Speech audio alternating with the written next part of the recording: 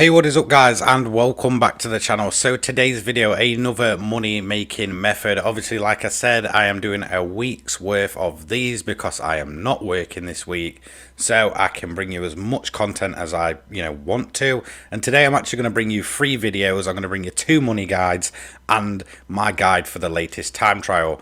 This method, as you can see, we're using an Alfa Romeo 155 touring car, a Group 4 legend, one of the, I guess, strongest Group 4 cars there is, and a whole heap of fun.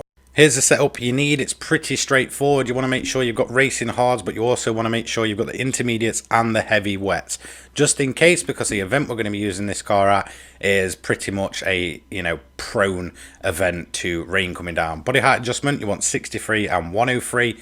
The rest you don't actually have to touch, so none of the rest of the left hand side you have to touch. Transmission, I've kept it with the normal.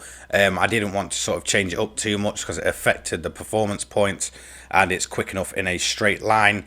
You want to make sure you've got the medium RPM turbo strapped on, and that is it. You are pretty much good to go. So straight out of the box, this car hitting nearly the 700 pp limit, which we are going to be using.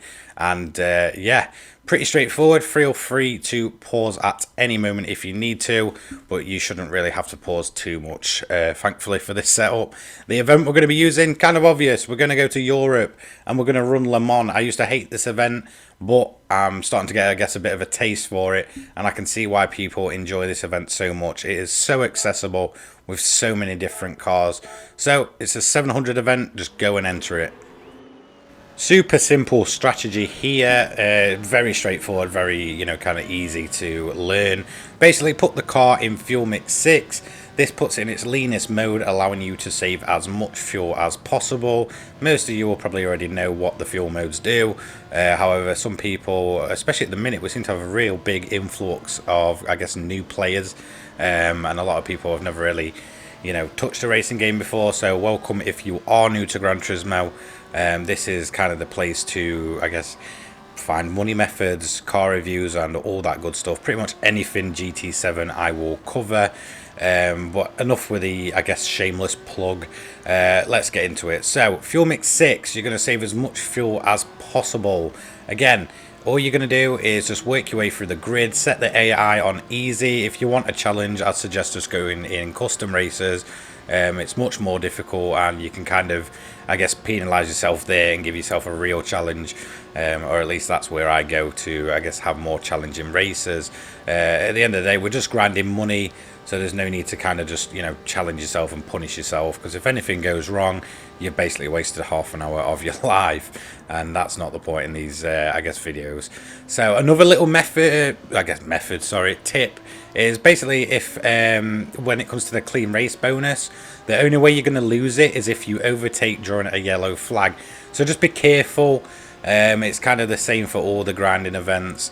If yellow flags out, just be very mindful not to kind of overtake people or whatever. However, if that happens, you should essentially be leading the race at that point. As you're going to see, we're still on lap 1, but we're still working our way through the grid nice and easy, and we're going to come up to the last couple of cars in a second. That pretty much always being the Chevy Corvette and the Dodge Viper. They seem to lead the early stages of the race. Sometimes they'll be leading at the end. Sometimes you'll see the Lamborghini Huracan, I believe it is, the Group 4 version, will actually make its way through the grid in record time if the rain comes down. However, at these early stages, you'll see it's pretty much always going to be the Corvette and the Viper. We're just going to run in their slipstream and kind of just work our way up past them. They are actually going to put up a little bit of a fight, and by fight I mean they're just going to be putting the car in an awkward position for us to overtake. So we are getting a bit caught up here. However, time isn't really, I guess, the main objective of the Le Mans event. You are obviously on a time limit, so no matter what, you are going to have to do the 30 minutes before you can finish the event. However, there is a little way to speed this up at the end, which I'll show. Most of you will probably know exactly what you do. However, there will be a few players that don't. Lap 2, and what we're going to do here is basically just monitor the weather situation. Now, it's very rare you will get actually a dry race. However, my video later on will prove that it is possible to actually get 2 dry races in a row. I don't know if it's car dependent, however certain cars seem to attract rainy events more than others. I don't know if it's just me, maybe you guys have noticed it, you know, let me know in the comments. However, at the end of lap 2, I'm actually going to dive into the pits here and basically make an early call for intermediates. I've monitored the rain and I can see it's coming, and it's coming big time. Now, it's completely your choice at this point. If you feel comfortable going on full wets, do it. However, you know, if you're like me, I will just pretty much always put the intermediates on. Sometimes this will backfire. However, the majority of the time it will never rain enough for it to be, you know, sort of full wet weather tire, you know, to be needed. So if the rain comes during, you know, your first pit stop, I guess, basically pick yourself in, get yourself on a set of wet weather tyres, whichever you're more comfortable on, and fuel the car to full. It's a very long pit stop at this event. I believe it takes near on a minute. I believe it's like 45 seconds of just being in the pits. So we'll see when they're going to fill the car. We're sat in there for nearly 50 seconds before we kind of get going again. So 51 seconds full total pit stop. See, we've made the early call and we've actually been overtaken. However, don't let this kind of put you off. Obviously, I'm still monitoring the weather and looking out to see what the weather's doing. But we're basically going to work our way up through the grid because these guys haven't pitted and it's going to kind of backfire on them. So it's basically the perfect strategy here.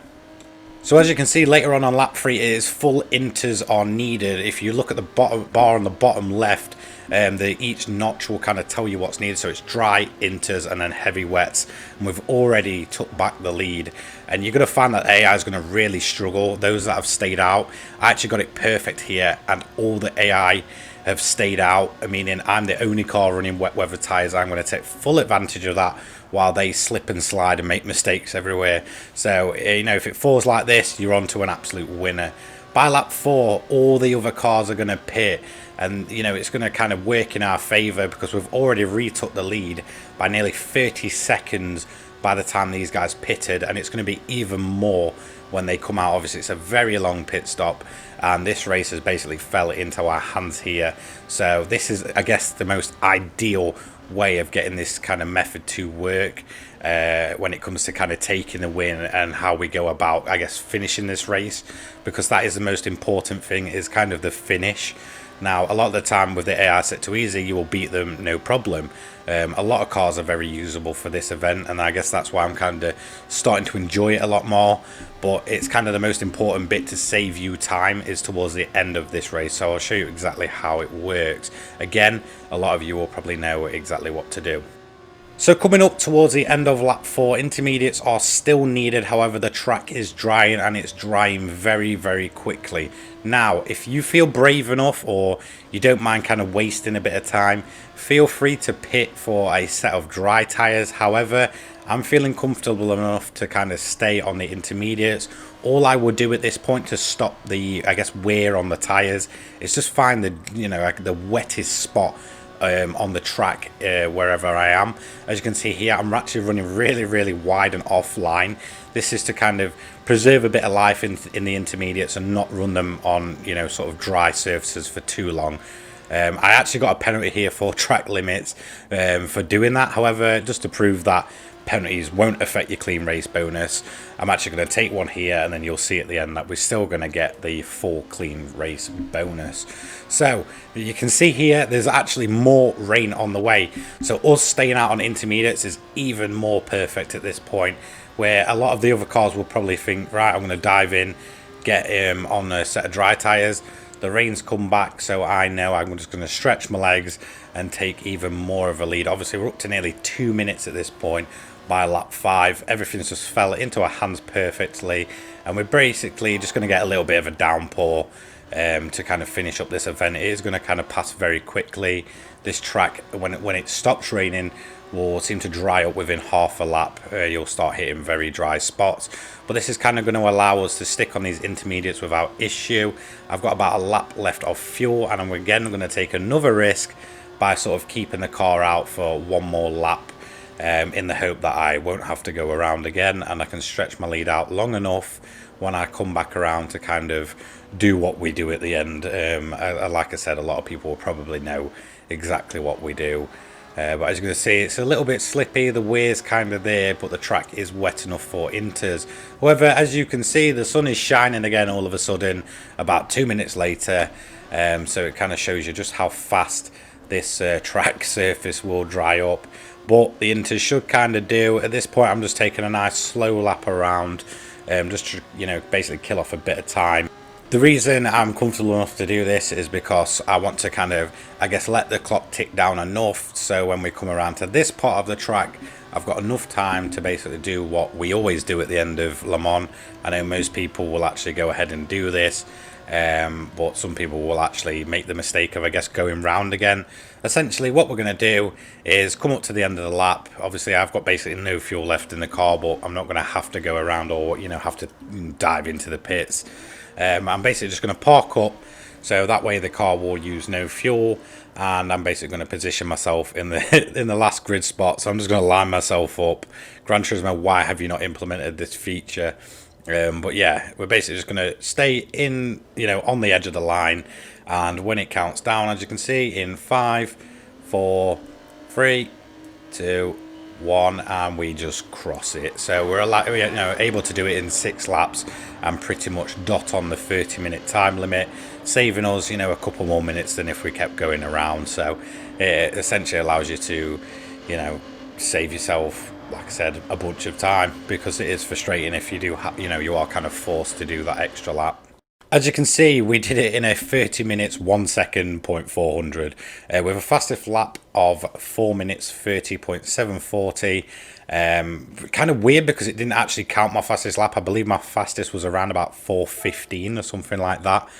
So kind of weird it doesn't actually take into account that first lap you do, which was actually my fastest. But it's 825k in pretty much dot on half an hour. The race really fell into our hands. So would I recommend actually, you know, using this car to grind money with? 100%, why wouldn't you? It's one of the best Group 4 cars in the game. I absolutely love this thing. And for me, using this car on the Le Mans 700 event is as good as using the Sylvia. You know, between those two cars, if you're going to use a Group 4 car, hit up those two because they're both absolutely amazing machines. You know, amazing grip. So even if you do kind of get caught out in the wet, they're not actually too bad to drive. You can catch them nice and easily, and you can basically, you know, have fun while grinding. So there's definitely a reason to use these two cars, and I can see why so many people were kind of crying out for the Alfa Romeo method, and I've finally covered it. So thank you so much for your support. Don't forget to like, comment and subscribe. I've got a week worth of, I guess, money grinding methods coming up, so you want to be there for this one. I'll also showcase some of my personal favorites. Peace, guys.